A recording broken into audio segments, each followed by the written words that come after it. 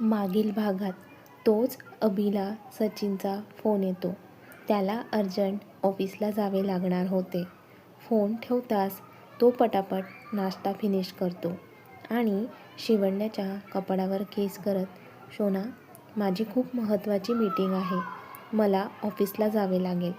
तू आज कॉलेजला नको जाऊस. मी येईल लवकर." आणि तो पळतच त्याच्या रूममध्ये गेला आणि त्याची बॅग घेऊन बाहेर आला. त्याला खूप घाई असल्यामुळे त्याने शिवण्याला बाय केले आणि तो ऑफिसला जायला निघून गेला. तोच शिवण्याला नलूमावशींचा फोन येतो.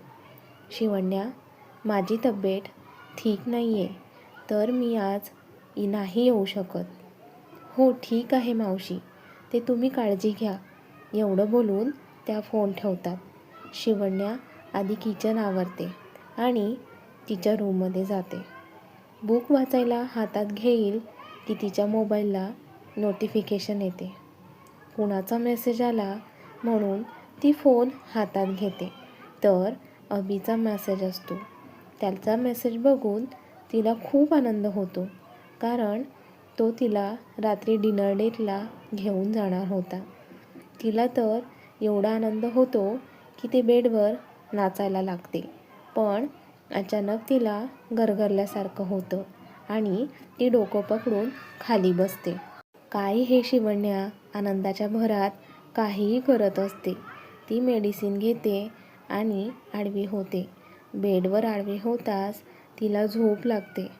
आता पुढे अभि तिला डिनर डेटला घेऊन जाणार म्हणून ती खूप हॅपी होती. त्याचा विचार करत असताना कधी तिला झोप लागली तिचं तिला कळले नाही.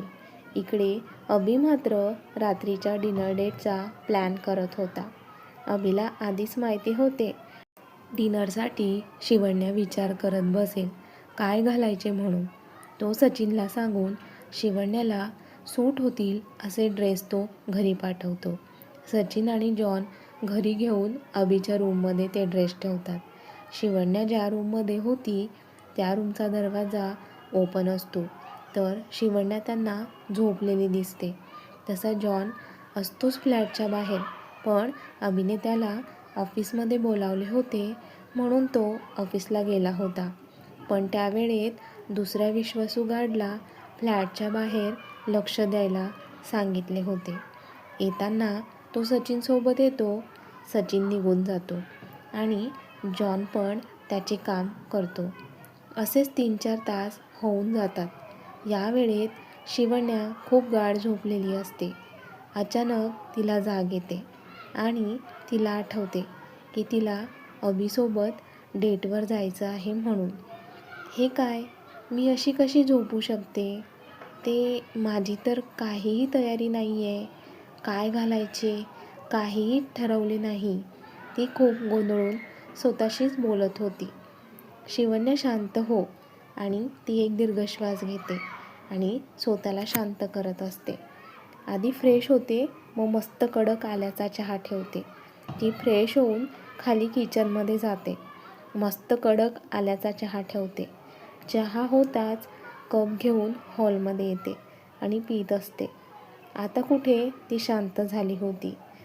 ते त्यांच्यासोबत जायचं आहे, तर काय घालू ती विचार करत असते की तोच तिचा मोबाईल वाजतो. ती पाहते तर अभिचा फोन असतो. त्याचा फोन बघून तिच्या चेहऱ्यावर भली मोठी स्माईल येते. ती हसतच फोन घेते. "हॅलो शोना, झाली झोप?" ती हसत बोलते, कारण त्याने असे लाडाने शोना म्हटलेले तिला खूप आवडायचे. "शोना, तू आपल्या रूममध्ये जा. तिथे तुझ्यासाठी सरप्राईज आहे." तो आपल्या रूममध्ये बोलला म्हणून ती खूप हॅपी होती. काही वेळ बोलून ते फोन ठेवतात. काय सरप्राईज असेल आणि किती छान वाटले जेव्हा ते म्हटले आपल्या रूममध्ये तुझ्यासाठी सरप्राईज आहे म्हणून. "चला शिवण्या, जाऊन बघूया काय सरप्राईज आहे तर." आणि ती त्यांच्या रूममध्ये जाते. आत येताच तिला 10 ते 12 बॅग्स दिसतात. एवढ्या बॅग्स ती एक एक बॅग हातात घेऊन पाहत असते. प्रत्येक बॅगमध्ये वेगवेगळ्या प्रकारचे ड्रेस असतात. 1-2 बॅगमध्ये साडी, जीन्स असले पण कपडे असतात. अभिने किती विचार करून तिच्यासाठी कपडे पाठवले होते याचा तिला आनंद होत होता.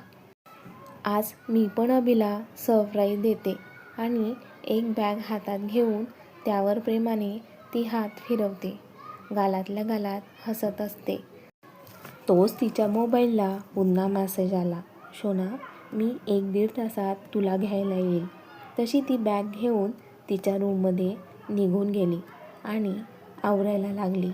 कारण आज ती तिच्या नवऱ्यासाठी तयार होणार होती. 4.5 महिन्यानंतर अर्ध्या तासात ती तिचं आवरते आणि स्वतःला आरशात पाहत असते. कशी दिसते म्हणून. कारण आज 4.5 महिन्यानंतर ती अशी तयार झाली होती. केसांमध्ये क्लिप लावून मोकळे सोडले होते. डोळ्यात हलकेसे काजळ भरले होते. ओठांवर लिप बाम आणि पर्पल कलरची साडी. तिच्या रंगाला अगदी साजेशी अशी. त्यात ती खूपच सुंदर दिसत होती. ती तयार होऊन आरशात पाहत असते. तोच अभि पण येतो. ती तिच्या रूममध्ये होती तर तिला कळत नाही की अभि आला म्हणून. अभि पण फ्रेश होऊन त्याचा आवरायला घेतो. तो आज शिवण्याला पहिल्यांदा असे बाहेर घेऊन जाणार होता. स्माईल करत त्याची आवरत होता. त्याने आज ब्लॅक कलरचा टी-शर्ट आणि जीन्स घातली होती. त्यात तो कमालीचा हँडसम दिसत होता. नेहमी ऑफिसमध्ये बिझी राहणारा फॉर्मल कपडे घालायचा. पण आज बायकोसोबत बाहेर जायचे म्हणून छान तयार होत होता. त्याचं आवरून तो शिवण्याला शोधत तिच्या रूममध्ये आला तर ती अजूनही स्वतःला आरशात पाहत होती. तिला असे पाहताना बघून अभि स्माईल करत तिच्याकडे पाहत होता. साडीमध्ये ती खूपच सुंदर दिसत होती. तो तिच्या मागे जाऊन उभा राहतो आणि तिच्या कानाच्या पाकडीजवळ ओठ नेऊन बोलतो, यू लुकिंग ब्युटिफुल. आणि त्यांचे बोलणे ऐकून ती भानावर येते आणि घाबरून आरशातून त्याच्याकडे पाहते. तो तिला मागून मिठी मारत, बायको घाबरतेस का? मी आहे. खूप सुंदर दिसते तू साडीमध्ये. आणि तो तिच्या गालावर ओठ टेकवतो. तशी ती लाजून खाली पाहते. चल निघायचं, तो बाजूला होत बोलतो. ती पण हो म्हणून मान हलवते. अभि तिचा हात पकडून खाली घेऊन जातो. तिच्यासाठी कारचा दरवाजा ओपन करतो. ती आत बसते आणि तो दुसऱ्या बाजूने जाऊन बसतो. तो शिवण्याला खूप स्पेशल ठिकाणी घेऊन जाणार होता. त्याने हॉटेलचा टॉपचा गॅलरी एरिया डेकोरेट करायला सांगितला होता. त्याने जसं सांगितले होते तसेच डेकोरेशन केले होते. अभि तिला घेऊन तिथे येतो. समोरचे दृश्य बघून शिवण्याच्या चेहऱ्यावर स्माईल येते. कारण तिला आवडेल असेच होते तिथे सगळे काही. त्याने पाहिले होते घरी असताना शिवण्या फुलझाडांची किती काळजी घ्यायची. तिथे पण खूप वेगवेगळी फुले वापरून डेकोरेशन केले होते. शिवण्या तर खूप प्रेमाने सगळं काही पाहत होती आणि ते वर असल्यामुळे पूर्ण शहर खूप छान दिसत होते. ती प्रेमाने सगळं काही पाहत होती आणि अभि तिच्याकडे प्रेमाने पाहत होता. तो तिचा हात पकडतो तशी ती त्याच्याकडे पाहते. तिच्या डोळ्यात पाहत, शोना आवडले तुला? ती स्माईल करत हो म्हणून मान हलवते. कारण तिला खूप आवडले होते. तो तिला जवळ ओढून मिठीत घेतो. तीही त्याला घट्ट मिठी मारून उभी असते. दोघं शांत असतात. काहीही बोलत नाही. बराच वेळ ते दोघं एकमेकांच्या मिठीत असतात. शोना, आपण तिथे बसायचे का? ती एवढंच बोलते. तो तिला उचलून घेतो आणि सोफ्यावर मांडीवर घेऊन बसतो. ती तर लाजून लाल झाली होती. कारण आजचा अभि काहीतरी वेगळाच वाटत होता तिला. तो तिच्या गालावरून प्रेमाने हात फिरवत, तुला ऐकायचं आहे ना तुझ्याबद्दल? तशी ती घाबरते.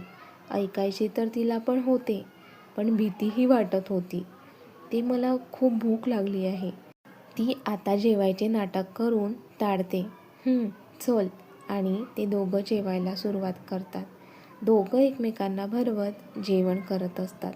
जेवण झाल्यानंतर अभिने तिला त्याच्या मांडीवर बसवले आणि तिला प्रेमाने तो आईस्क्रीम खाऊ घालत होता.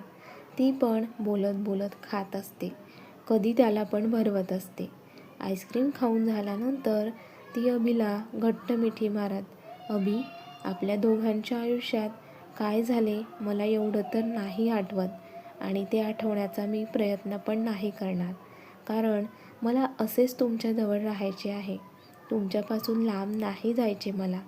ती त्याच्या कपाळावर आणि दोन्ही गालावर किस करत बोलते. शोना, पण काही गोष्टी तुला जाणून घ्याव्या लागतील. मला माहिती आहे तुला काहीही आठवत नाही आहे, पण मी जे तुला सांगेल ते तुला ऐकावे लागेल. म्हणजे आपल्या लग्नापासून आपल्या आयुष्यात काय घडले, आपले लग्न कसे झाले, सगळं काही आज मी तुला सांगणार आहे. तो तिचा हात हातात घेऊन तिच्या डोळ्यात पाहत बोलायला लागतो. माझ्या घरच्यांनी माझे आणि तनुजाचे लग्न ठरवले होते. तनुजा, तुझी मोठी ताई. ज्या दिवशी आमच्या दोघांचे लग्न होते त्याच दिवशी तनुजा तिथून कुठेतरी निघून गेली.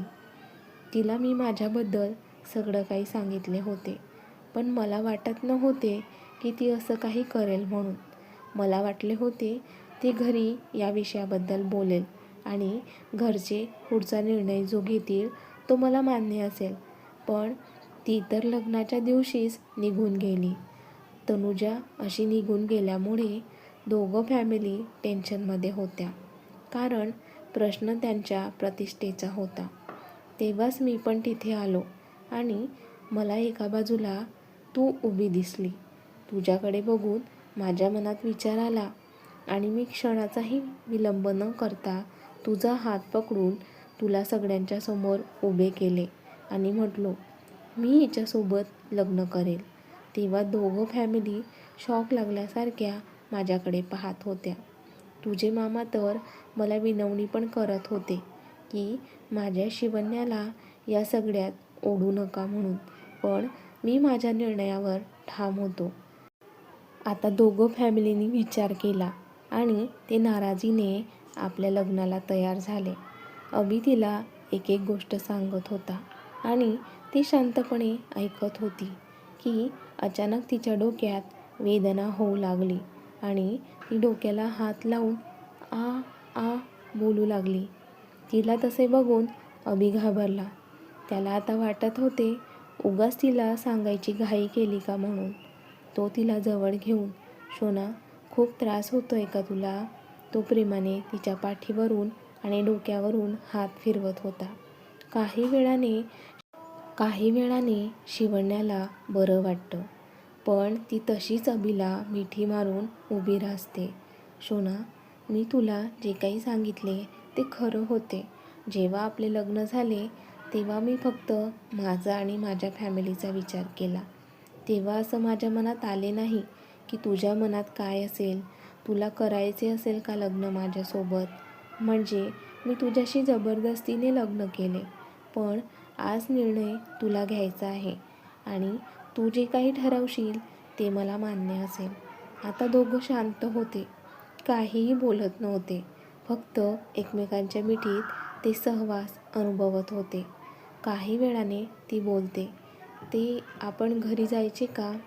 अभि गोंधळून तिच्याकडे पाहतो, कारण त्याला वाटत होते शिवण्या काहीतरी बोलेल म्हणून, पण ती काहीही बोलत नाही आणि बोलली तर काय बोलली, आपण घरी जायचे का?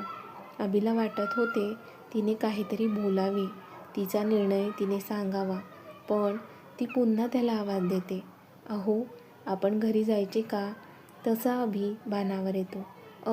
हो चल. आणि ते दोघं उठून उभे राहतात. आता पण अभि तिचा हात पकडून तिला बाहेर घेऊन येतो. ते दोघं कारमध्ये बसतात आणि फ्लॅटला जायला निघतात. गाडीत दोघं काहीही बोलत नाही. शिवण्या विचार करत खिडकीतून बाहेर पाहत असते, तर अभि गाडी चालवत असताना अधूनमधून तिच्याकडे पाहत असतो. त्याला एवढेच वाटत होते की तिने जास्त विचार करू नये, म्हणजे जास्त विचार केल्यामुळे त्रास तिलाच होणार आणि तिला त्रास झाला तर अभिला ते आवडले जाणार नाही. ते फ्लॅटला पोहोचतात. गाडी थांबते तरी शिवण्याचे लक्ष नसते. अभि खाली उतरून ती बसलेल्या बाजूने येतो. दरवाजा ओपन करून तिला आवाज देतो, पण तिचे लक्षच नसते त्याच्याकडे. तो तिला हळूच दोन्ही हातात उचलून घेतो. त्याच्या स्पर्शाने ती भानावर येते. अभि पायाने कारचा दरवाजा बंद करतो आणि तिला घेऊन लिफ्ट जवळ येतो. लिफ्ट ओपन होताच तो आत येतो. लिफ्टमध्ये दोघं एकमेकांकडे पाहत असतात. काहीही बोलत नाही. ती एवढी का शांत झाली याचा विचार अभि करत होता. तो स्वतःलाच दोष देत होता की मी नको होते का तिला सांगायला की लिफ्ट ओपन होते. तो तिला घेऊन आत येतो. आता त्याला कळत नव्हते की तिला त्याच्या रूममध्ये घेऊन जाऊ की ती आधी ज्या रूममध्ये राहायची त्या रूममध्ये. तोच शिवण्या बोलते आपल्या रूममध्ये चला म्हणून.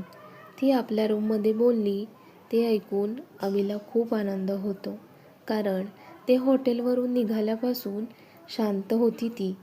तो तिला घेऊन त्यांच्या रूममध्ये येतो. तिला बेडवर बसवतो आणि तिच्या गालाला हात लावत, शोना फ्रेश हो, बरं वाटेल तुला. ती फ्रेश व्हायला आत जाते.